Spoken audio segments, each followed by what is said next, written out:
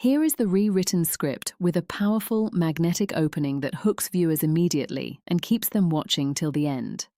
What if I told you that the very thing you're doing right now to survive is the exact reason you're still struggling? Not your circumstances, not the economy, not the people who wronged you. You.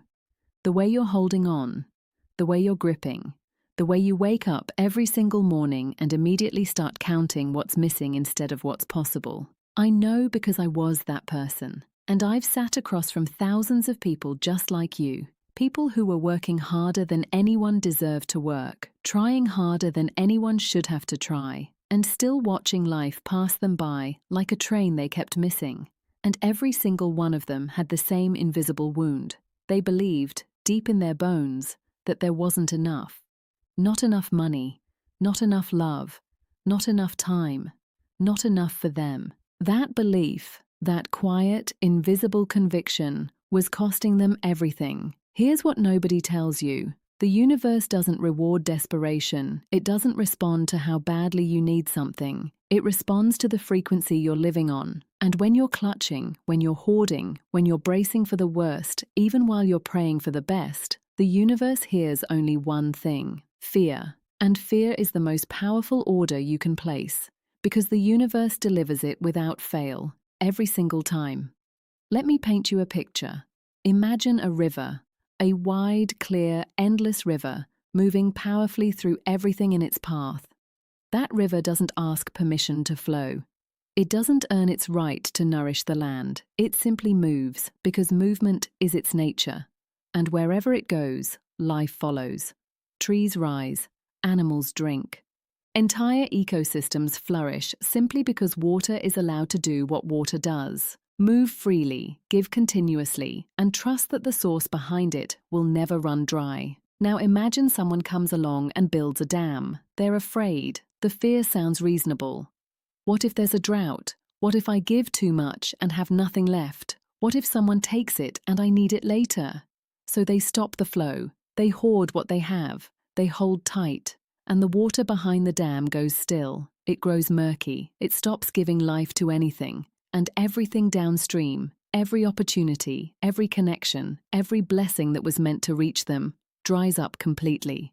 That dam is not made of concrete. It's made of fear.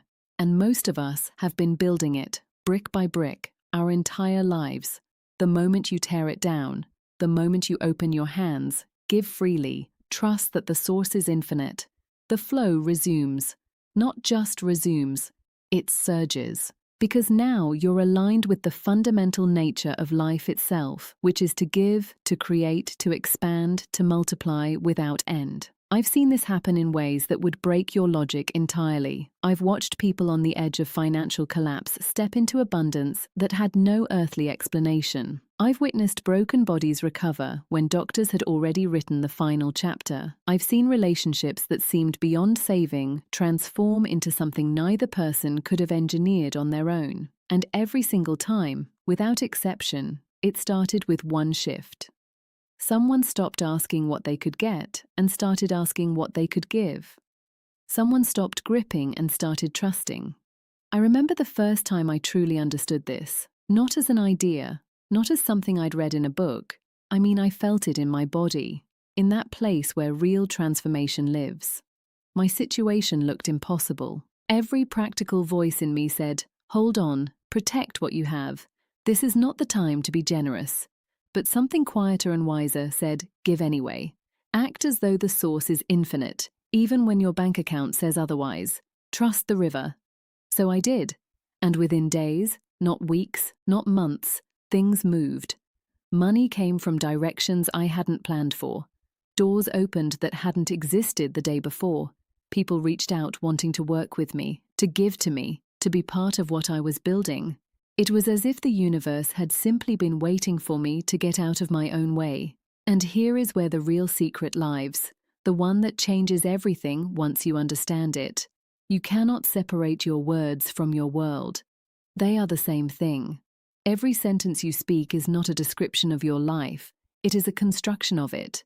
Your words are not sounds that dissolve into the air, they are instructions. They are orders placed with an intelligence so vast and so responsive that it never argues, never debates, never asks if you're sure. It simply delivers. I am broke. Order placed. I can never get ahead. Order placed. Nothing ever works out for me. Order placed. The universe doesn't check whether you said it with conviction or in passing, whether it was a prayer or a joke, whether you meant it or not. It hears your words and it builds your world accordingly. I watched a woman who had been affirming abundance every morning and speaking poverty every afternoon wonder why nothing was changing. She would plant seeds of prosperity at sunrise and pull them out of the ground by noon. She was working directly against herself. Once she understood that her spiritual practice wasn't 15 minutes in the morning, it was every word she spoke in every conversation for the entire day. Everything began to shift. Within 2 weeks, a job offer came. Not just any job. Better pay, better conditions, work she actually loved. The opportunity had always existed. She had simply been too busy giving instructions for failure to notice it. This is the law. Your word goes out into the invisible and sets forces in motion that are far more intelligent than your most careful planning. But you must sustain it. You must guard it. You must stop planting seeds of faith in the morning and uprooting them with doubt by afternoon. And here is what most people miss entirely. You don't wait to feel it before you say it. You say it first and the feeling follows. You speak health before the body confirms it. You speak abundance before the bank account reflects it. You speak wholeness before the circumstances catch up. This is not delusion.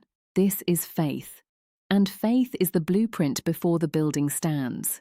You name what is invisible until it has no choice but to become visible.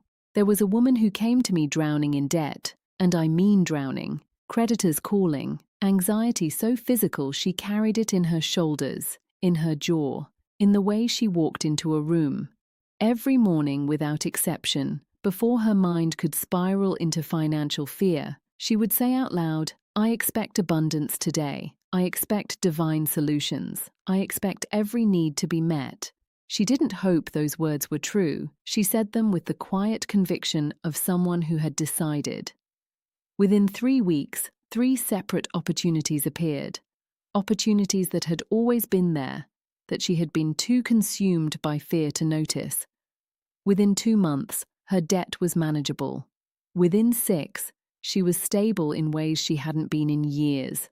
The numbers changed because her expectation changed first. This is the piece that trips everyone up. We want to see before we believe. Show me the money, then I'll trust abundance. Show me the healed body, then I'll believe in wholeness. Show me the love, then I'll believe I'm worthy. But that is backwards. That is the world's logic, not the universe's. The invisible always comes first. You believe it into form. You expect it into being. You speak it into existence, not with desperation, not with gritted teeth and forced positivity, but with the calm knowing of someone who has planted a seed and has no doubt whatsoever that it will grow. Think about the people you've met who seem magnetic, who seem to draw good things to them effortlessly, who walk into a room and something shifts. They're not luckier than you. They're not more deserving. They know something you're about to know. Their expectation is rock solid. They don't hope. They don't wish. They know.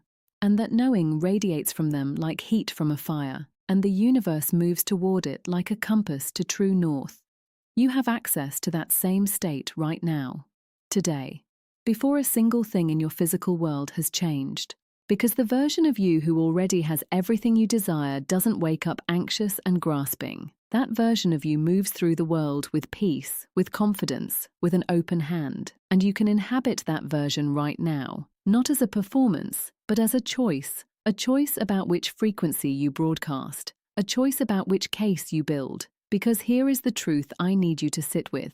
Every single day, you are building one of 2 cases. You are either gathering evidence for lack or gathering evidence for abundance. You are either waking up and listing everything wrong, everything missing, everything that proves life is hard, and handing that evidence to the universe like an airtight prosecution, or you are waking up and declaring something good is happening today. I am guided, I am provided for, the universe is moving in my favor, and watching that case be honored. The universe doesn't rule based on what's fair.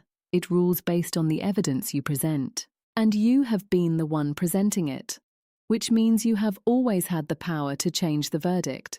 You can change it right now, in this moment, by changing what you say next, by changing what you expect next, by opening your hands instead of clenching them and trusting, really trusting, that the river behind you has no end. That is where your transformation begins. Not someday, not when conditions improve, not when you finally feel ready, right now.